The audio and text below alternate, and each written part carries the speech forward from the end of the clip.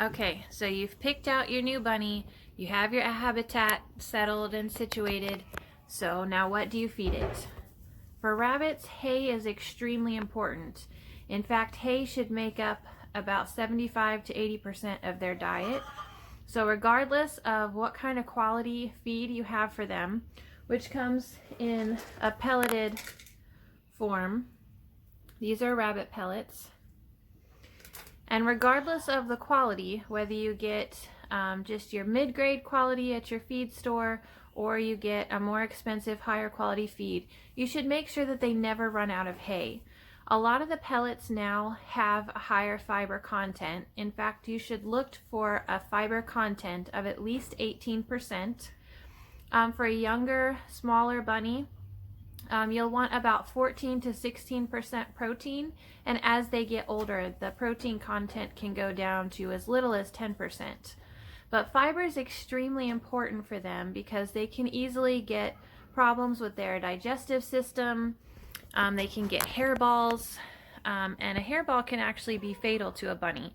See, cats and dogs, when they get sick, they have the ability to vomit up anything that is causing them a problem.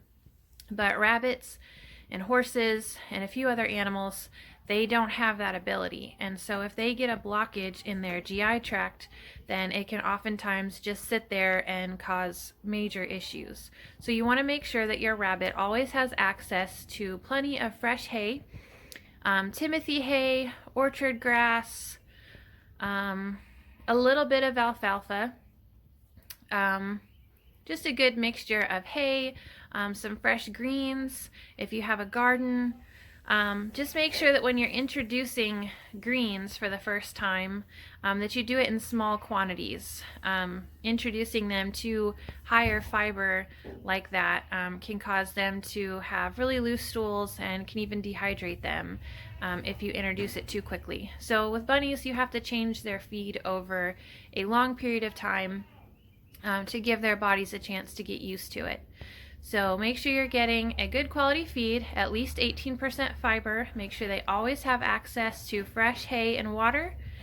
And they also, their teeth will continue to grow for as long as they live. So they need a way to keep their teeth filed down so that they don't end up with injuries. They can bite their cheeks. Actually, when I was younger, I had a bunny. I didn't know much about rabbits at the time. I was learning. And I actually had a rabbit who his teeth grew so long that he actually bit a hole in his tongue. And we didn't find that out until we noticed that his chin was wet. He had been drooling. He hadn't been eating. He did recover from that just fine. But it is very important to keep their teeth filed down. So what you can do for that is you can get some alfalfa cubes. They sell them in pretty much every Walmart or feed store. And these are just really tightly compressed cubes of alfalfa, and chewing on them just helps to wear the teeth down. You can also get some untreated apple wood sticks, or if you know someone who has an apple tree, maybe you can get some for free, but you can also buy them. And this is really good for them, and they also kind of think of it as a treat. They really like it. Just another thing about that is you don't want to buy, a lot of times in the grocery stores, you'll see some dyed wood and it's shaped to look like a carrot. It's definitely marketed for bunnies, but you don't want to use it. And I've actually been told this by a veterinarian that a lot of times it is a low quality wood that splinters, and so it's not recommended for them.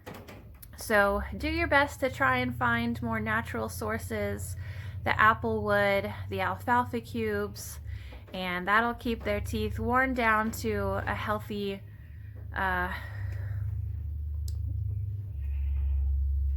level.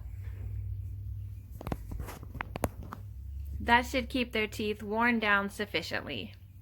So if you're going to be keeping a pet rabbit, then I would recommend that you really look into what kind of shelters, habitats, cages are available.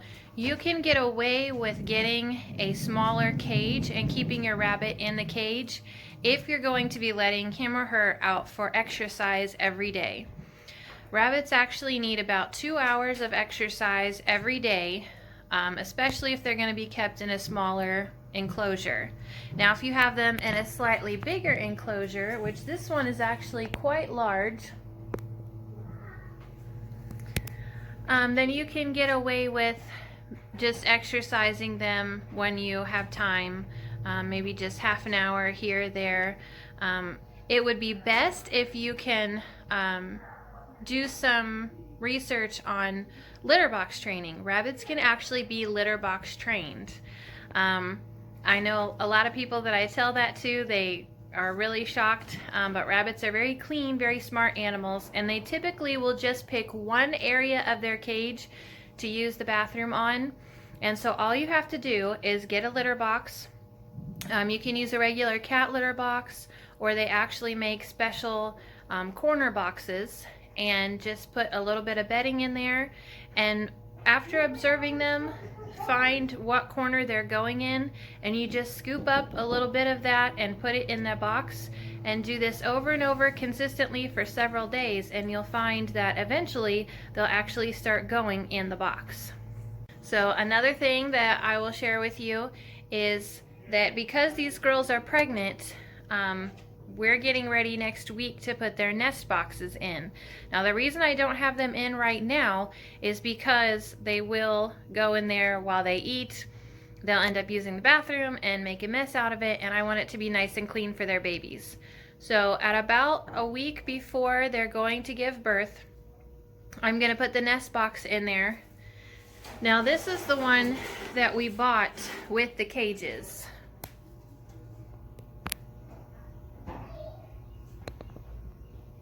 This is a metal nest box. We have another one here. And these are anywhere between $8 and $12, depending on where you buy them from and the size that you get. We have the bigger ones because we have bigger bunnies. I will be using these, but I'm really excited. I was looking around, and actually over here for Smokey, or Donald rather, you can see that I repurposed just an old cat litter box that we had.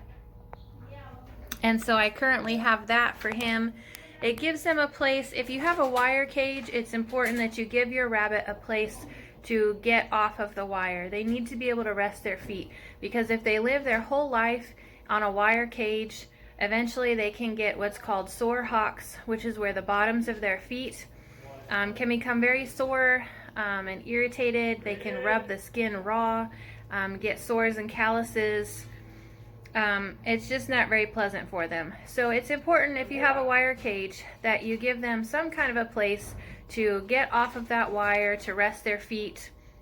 If you have a nice tall cage, it would be great if you could have a shelf halfway up, because they do like to hop up on shelves and look around their environment and see what's going on. But even if you just have, you can go to the dollar store, and for $1 you can get a plastic cutting board. I would definitely recommend plastic or something over plywood or any type of wood, because if they're not litter box trained, they will inevitably use the bathroom on the wood, and that smell will soak into the wood, and you'll never get it out, and it will eventually disintegrate the wood. So I would advise some type of plastic. Like I said, cutting boards are fairly inexpensive. Litter boxes, if your cage is big enough, you may be able to find a small enough litter box. What I do is I get the bedding in your local farm supply store. It's a pelletized bedding that they use in horse stalls, and it's used to soak up the urine. And if you go to the pet store and you buy this pellet for rabbit bedding, or they even sell it as cat litter, it's going to be very expensive. So go to your feed store, buy a big bag of it that's meant for horses. It will be much cheaper, and you just need maybe 2 cups, a cup or 2, depending on the size of your rabbit. Down in the bottom, you can take shredded up paper, you can take some hay, some aspen or pine shavings. One thing I will say is never, ever, ever use cedar shavings. I know the stores sell them. I know they smell good. And they're even marketed towards small animals, but I'm telling you not to use them because it will end up costing you so much more in the long run in vet bills. Small animals, really all animals, even horses, are very prone to getting respiratory issues, and the oils that are found in the cedar shavings will irritate their lungs, their nose. It'll just cause lots of problems, and you'll end up with a very sick bunny. So don't do it, no matter how good it smells. So as you can see with Donald, I just put hay in his. Now rabbits like to poop while they eat, so put a little bit of hay in there and they'll chow down and they'll make their mess in there, and then after a while you'll have a litter trained bunny who can hop around your house and who can be a part of the family. So if you don't have a litter box on hand, or you want an even cheaper idea, I'm super excited about what I found at Walmart today. I found these wash tubs. They sell bigger ones for a couple dollars more, but these wash tubs were $1.26 at Walmart. So if you have something like that at your Dollar Tree or your Walmart, they're smaller than litter boxes, but they're just about as shallow. So they're really the perfect size to fit in a cage, fill up with some bedding, and then your rabbit can hop in and kind of nestle down and have a comfy little space to rest and get off that wire for a little bit. Or they just enjoy making a nest and just sitting there and resting. So give that a try and let me know in the comments. I'd love to see pictures of your rabbit trees or your indoor bunny habitats.